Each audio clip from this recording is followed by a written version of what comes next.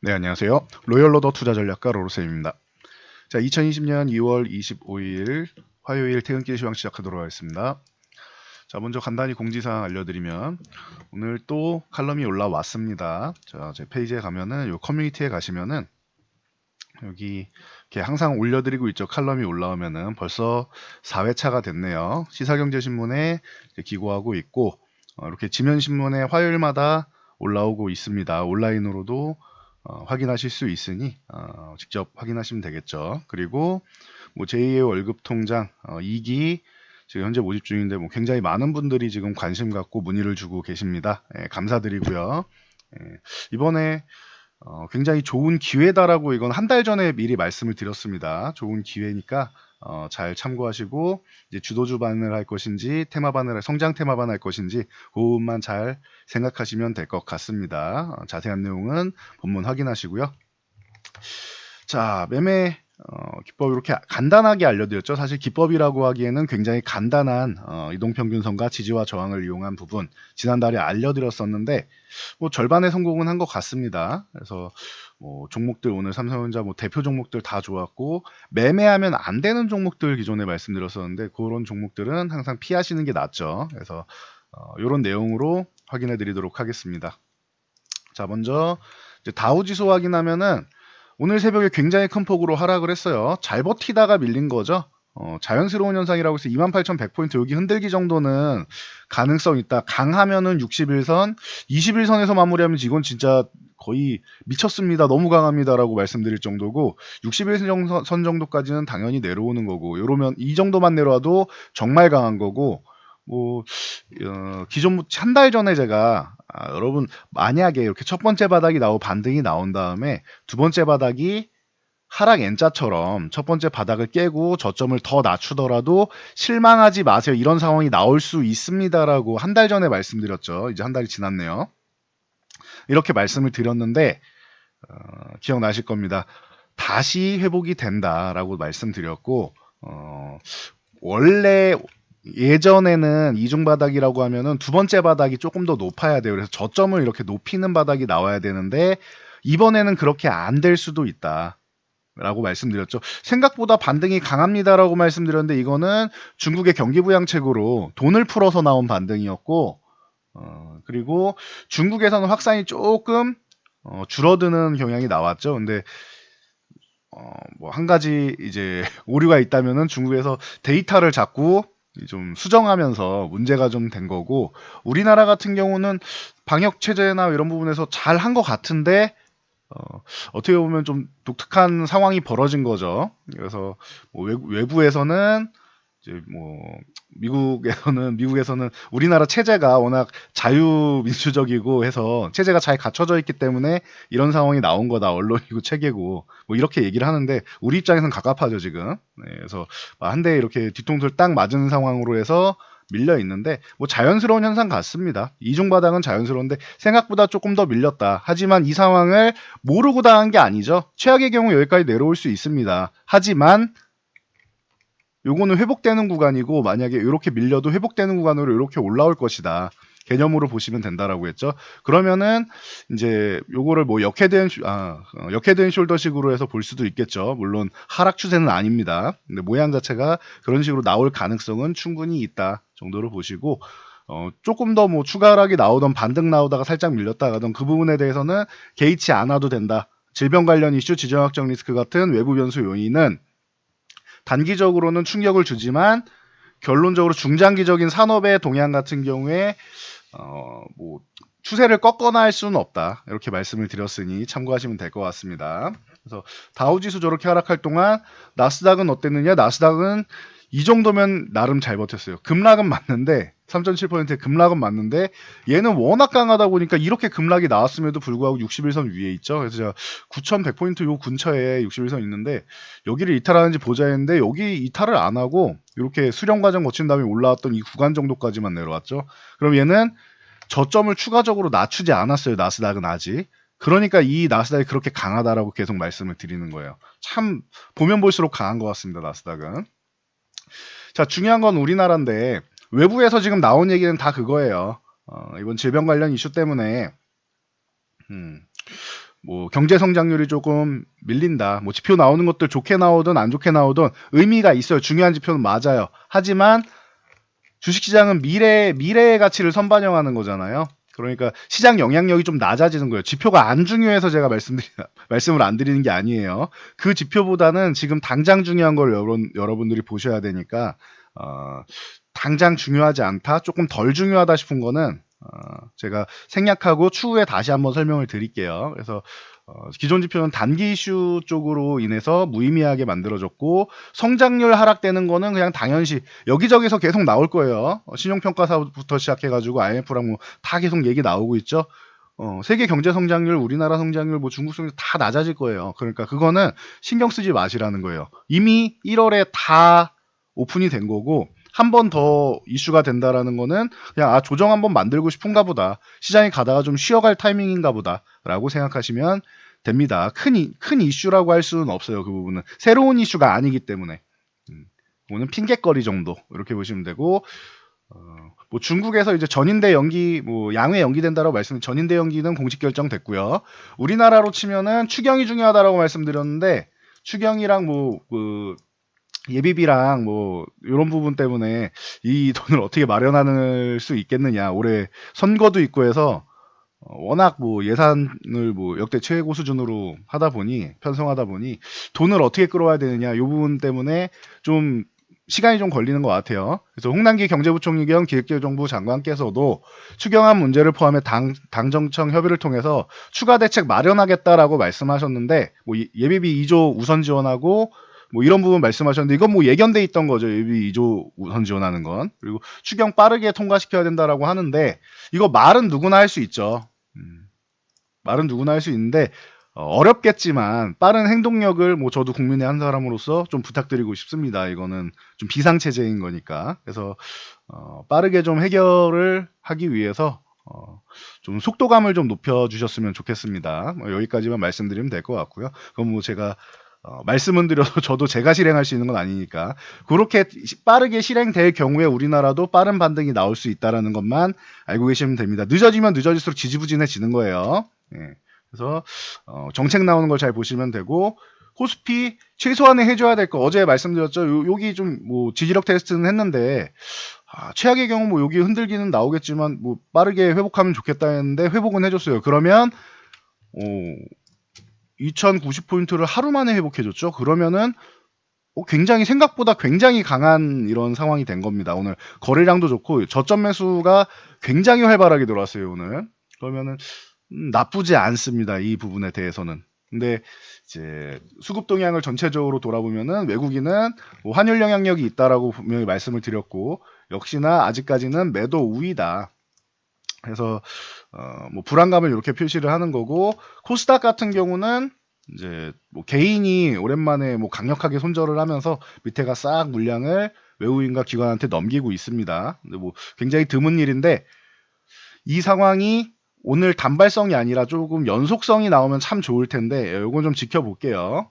그래서 뭐 코스닥은 좀 지켜보고, 코스닥은 또 개별 성향이 강하니까 수급 동향에 완벽하게 또 똑같이 흘러가지는 않죠. 그리고 선물 옵션 동향을 보면 선물 소폭 매수가 나왔고, 그동안 뭐 매도 쌓아놓은 것도 좀 있는데 롤오버된 물량만 아니면은 매도 우위죠, 최근에. 그러면은 수익 청산도 많이 하고 신규 하방 포지션을 구축한 세력도 일부는 있겠죠. 그러면은 서로 약간의 대립이 있을 수 있습니다. 상승 포지션과 하락 포지션에 참고하시고, 자, 옵션 동향 같은 경우도 콜 상승 포지션보다 풋 매수인 하락 포지션이 더 많죠, 외국인이. 아직까지는 수급적으로 돌아서지 못해서 제가 볼 때는 절반의 성공인 것 같아요, 오늘. 수급까지 돌아섰으면은 말씀드렸던 선물 강력한 매수가 나오거나 아니면 풋옵션에 강력한 매도가 나오거나 둘 중 하나가 나왔으면은 수급이 돌아섰습니다. 주식을 매도했더라도 파생 동향이 돌아섰으니 오늘 굉장히 대성공입니다라고 말씀드렸을 텐데, 수급 동향이 전체적으로 코스피 쪽이 좋지는 않아요. 이게 돌아줘야지 나머지 절반이 성공한 겁니다. 그래도 반등의 시작이 나왔으니까 시작은 절반이라고 하죠. 절반의 성공은 된 것 같습니다. 그래서 완벽하게 마음을 놓을 상황까지는 아니고 조금 더 지켜는 봐야겠지만, 그래도 불안감은 많이 이제 떨쳐내셨을 거라 생각합니다, 오늘 반등으로. 자, 그리고 코스닥 같은 경우 630포인트 요 구간 중요한데 코스피랑 다르다라고 말씀드렸죠. 코스닥은 여기 이탈하면 안 된다라고 말씀드렸고 안 건드리는 게 좋다 했는데 다행인 것 같습니다. 오늘 시초가 나쁘지 않았고 아랫꼬리 단 부분에서도 매수세가 강력하게 들어오면서 실제적으로 치면은 저점 대비해서 올라온 걸로 치면은 3%가 넘게 올라 3.5% 이상 올라온 거예요. 오늘 3.56% 정도 상승한 거예요. 저점 대비해서. 그러면은 코스닥 매수세가 좀 강력했다. 여기 거래량이 좀 더 늘었으면 좋았겠지만 오늘 거래량은 다 코스피 쪽으로 넘겨줬기 때문에 원래 그 큰 자금이 먼저 이동을 하고 작은 자금이 이동한다라고 했죠. 이사에 비유해서 우리가 큰 가구를 배치하고 그 다음에 짜잘한 걸 놓잖아요. 그런 개념으로 보시면 돼요. 코스피의 대형 큰 자금이 들어가는 종목 쪽으로 먼저 순환하고 자금이 강하게 들어가고 코스닥은 그 다음에 작은 비중이니까 그 다음에 들어간다. 그래서 오늘 코스닥이 거래량이 좀 적은 겁니다. 코스피의 거래량 는 거 보셨죠? 그래서 오늘은 이제 코스피 쪽에 집중하는데 아쉬운 거는 수급 동향 파생이 조금만 돌아줬으면 굉장히 좋았을 텐데 이 부분이 약간 아쉬웠다라는 정도만 알고 가시면 될 것 같아요. 그래도 절반의 성공이니까 불안감을 적어도 절반은 떨쳐내시면 됩니다. 지난달에 말씀드렸던 상황 거의 비슷하게 흘러가는 것 같아요. 그러니까 너무 걱정하지 않아도 된다. 이 상황이 나와도 그렇게 말씀드렸던 그 상황 그대로입니다. 자, 삼성전자 지난달에 밀릴 때 이렇게 말씀드렸죠. 반등 나오는데 21선 돌파 시도 정도는 나오는데 62,000 여기는 돌파 못한다. 그래서 이 근처 정도까지 올라갈 전에 생각보다 조금 더 올라갔다라고 말씀드렸어요. 그리고 나서 이중 바닥은 당연한데 만약에 21선에서 지지받고 올라가면은 삼성전자는 와 엄청나게 강한 겁니다. 나스닥 못지않게 강합니다라고 설명드릴 수 있는 거고 61선 정도는 내려올 수 있고 56,000원이 이탈하면 안 된다라고 말씀드렸는데 거의 다 왔죠. 이거는 어제 오늘 해가지고 어제부터는 이제 뭐 매수자리를 잡을 수 있는 건데 사실 어제는 매수를 할 정도로 손이 나가는 날은 아니에요. 오늘까지 확인하고 보는 게 맞는 건데 삼성전자 참 잘해준 것 같습니다. 참 탄탄하게 잘 버텨줬습니다. 이번에 이렇게 이중바닥 모양 잘 만들고 삼성전자 같은 경우 그러면은 이렇게 저점을 높이는 모양이 나왔죠. 아직까지는 추가적으로 뭐 이렇게 한번 밀릴지는 모르겠지만 저점을 그래도 뭐 바로 전저점을 깨지는 않았으니까 뭐 나쁘지 않은 것 같습니다. 최소한 지지선 구간 61선 구간 하루 만에 뭐 유지해 주는 거 보면은 나쁘지 않다. 괜찮은 것 같아요. 하이닉스는 기존에 워낙 강했으니까 뭐 어제 살짝 밀리고 오늘 이렇게 조금 더 밀려 있는데 뭐 괜찮은 것 같아요. 10만원 구간부터 요 61선 구간까지는 매수 타이밍이다라고 말씀을 드렸고 그리고 만약에 요 기존 바로 저점 부근 여기 살짝 이탈한다고 해도 거기도 뭐 좋은 것 같아요. 저는 계속 분할로 담아갈 수 있는 구간이다. 물론 너무 적극적으로 뭐 한 번에 다 매수할 필요는 없다라고 계속 말씀드리고 있죠. 이번 주까지는 긴장감을 좀 갖고 보자. 지난주에 어떻게 되는지 봐야 된다라고 말씀드렸는데 우려한 대로 하락이 한번 나오고 있죠. 그러면은 긴장감을 갖고 이번 주에 보되 이번 주는 저는 현금을 투자하는 그런 구간이다라고 말씀을 드렸죠. 그래서 이번 주에 이기가 시작하는 이유이기도 해요. 시장을 정확하게 보기 때문에 시작 타이밍을 기수 시작 타이밍을 정확하게 볼 수 있는 겁니다. 그래서 참고하시면 될 것 같고요. 자, 삼성전기 같은 경우 저희가 직접 매매는 안 할 가능성이 높다라고 말씀드렸어요. 삼성전기. 근데 어디까지 기다리라고 했느냐? 여기서 매매하는 거 아니다. 추격 매수다 이거는. 최소한 21선이고 135,000 이 구간까지는 와야 된다라고 했는데 어제 오늘 매수 구간을 주고 있죠. 그래서 14만원 위에서 매수할 건 아닙니다. 기다렸다가 이런 구간에서 매매한다라고 계속 말씀드렸으니 135,000 차라리 이 정도 구간까지 내려오는 거 기다렸다가 매매를 하세요. 왜냐? 삼성전기 같은 경우는 하이닉스처럼 적당히 사면 안 돼요. 핵심 주도주가 아니란 말이에요. 물론 섹터 자체는 MLCC도 주도 섹터 계열에 들어갈 수는 있지만 반도체만큼 강할 수는 없어요. 지금 당장은 조금 지나면은 강해질지 모르겠지만 당장은 반도체만큼 강해질 수는 없어요. 강해지면은 다행인 거고요.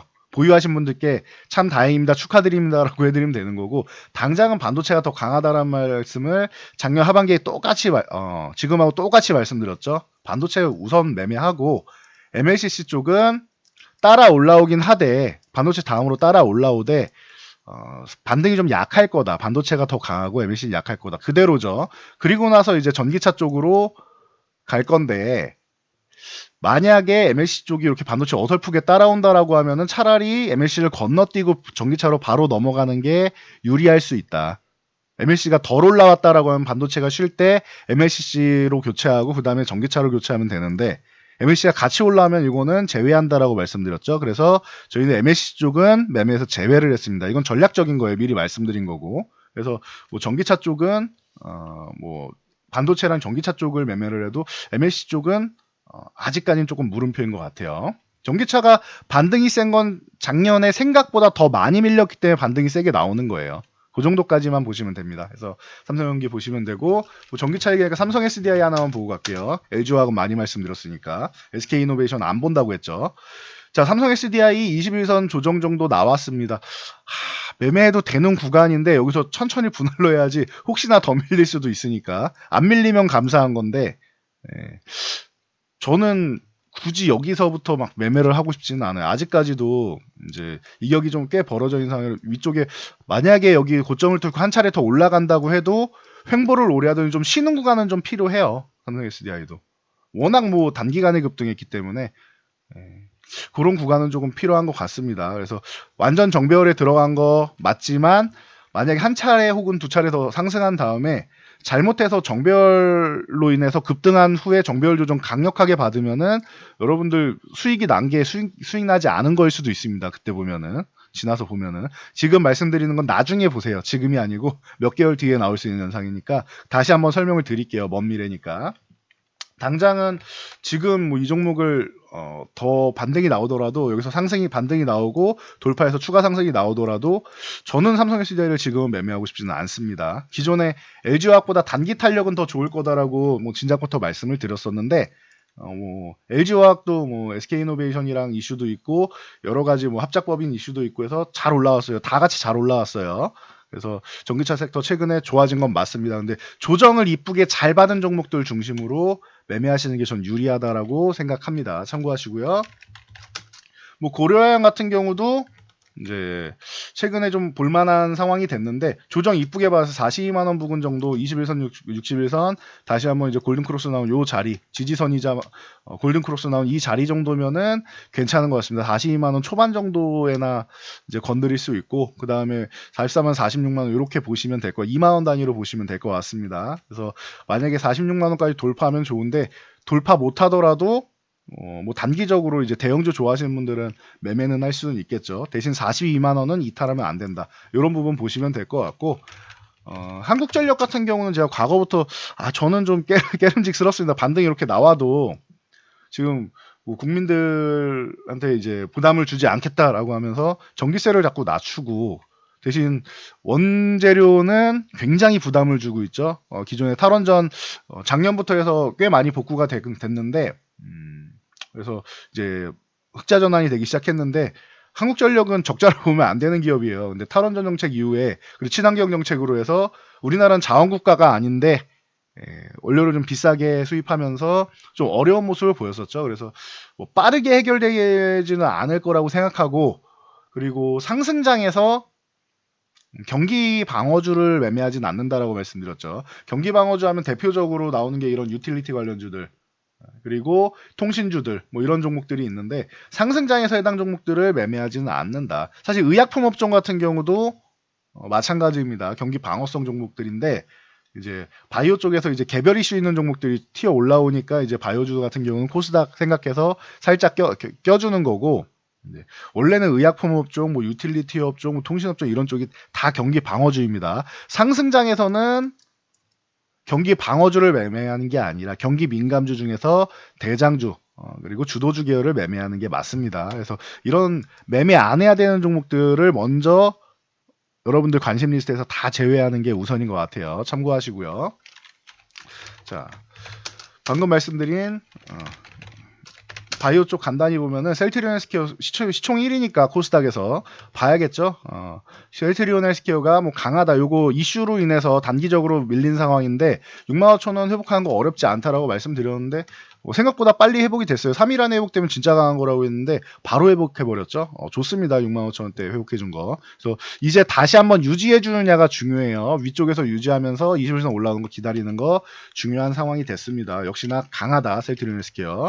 삼성바이오로직스 같은 경우도 이 47만 아래를 줄까 했는데 어제 뭐 단기적인 수급 이슈로 인해서 밀렸다. 그래서 매매 타이밍은 되는데 뭐 기존에 50만 원 이하에서부터 해서 매매하실 분들은 이런 구간에서 매매하는 거다. 뭐 이렇게 말씀을 드리고 저는 매매하고 싶지 않다라고 말씀을 드렸는데 이게 더 올라가더라도 아까 삼성 SDI 말씀드린 것 같아요.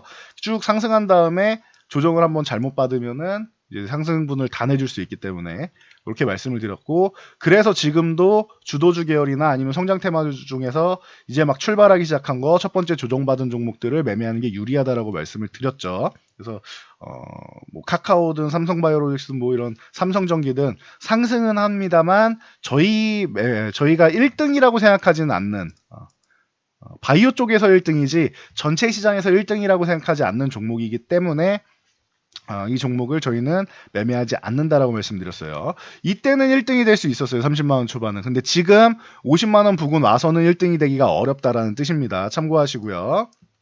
마지막으로 뭐 HLB 같은 경우 10만원 구간 여기 이탈하는 거 여기는 유지해 주려고 옵티버 이슈 나오면서 해줬다라고 말씀드렸죠. 그러면서 반등 나왔는데 60일선 자꾸 이렇게 저항 받는 거 이거는 기분이 나쁜 거다. 그리고 이렇게 해서 이탈할 수 있는데 단기 이슈로 이탈할 수 있는데 이건 이슈로 이탈하는 거지 기업 자체에 뭔가 큰 악재가 있어서 그런 게 아니다라고 분명히 말씀을 드렸어요. 이거 참고하시고요.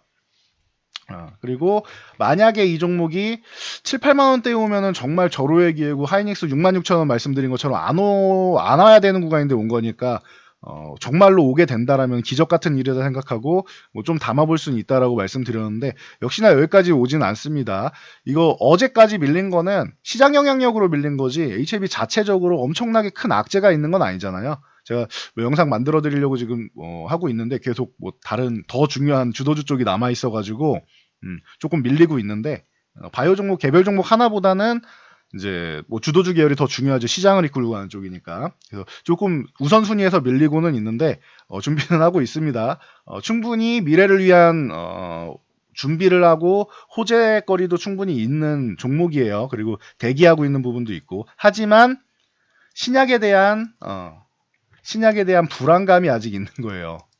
단독으로 해서 이제 허가가 나올 것이냐, 3차냐, 4차냐부터 시작해서 NDA에서 허가 나올 것이냐 이런 부분에 대해서 아직 미정이기 때문에 뭐 하반기까지 가봐야 되기 때문에 이런 부분에서 불안감은 아직 좀 가지고 있는 세력들이 있고 그 부분에서 공매도 같은 경우도 좀 남아 있고 하니까 그런 겁니다. 참고하시면 되고요.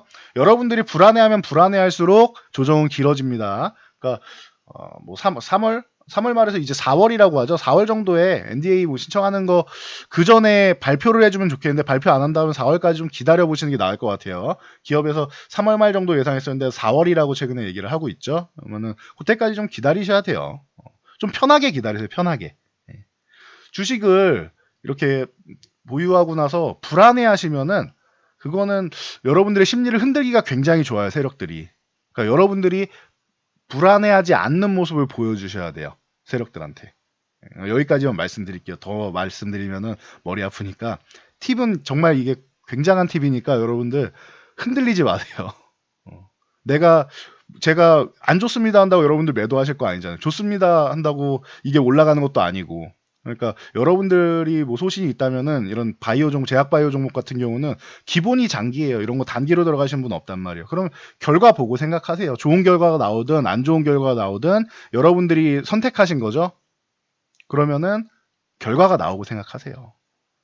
제가 뭐라고 떠들든 다른 사람이 뭐라고 떠들든 그게 크게 의미를 갖지는 않아요. 여러분들 마음이 편안해지는 게 제일 중요한 겁니다. 여기까지만 말씀드릴게요. 그래서 지금 구간은 제가 지난달에 이중 바닥이 나올 겁니다라고 미리 말씀드렸듯이 어떻게 보면은 예상하고 있었기 때문에 저희야 기회입니다라고 말씀드리는 거지 이게 여러분들이 생각하는 이 단기 급락이죠. 공포에 매수하는 방법이에요. 이게 공포에 매수하는 구간이고 그게 이번 주가 되지 않을까라고 생각하는 거고요. 그러니까 요거 참고하시면 될 것 같고 종목을 난 잘 선택하기 어렵다 아니면 나 포트폴리오 재편하고 싶다 하시는 분들은 저희 제2 월급통장 2기 문의하시면 될 것 같습니다. 자, 저는 여기까지 말씀드리고 물러가도록 하겠습니다. 여러분들의 좋아요와 댓글은 제 영상 제작에 큰 힘이 되고요. 영상 잘 참고해서 모두 성공 투자하시기 바랍니다.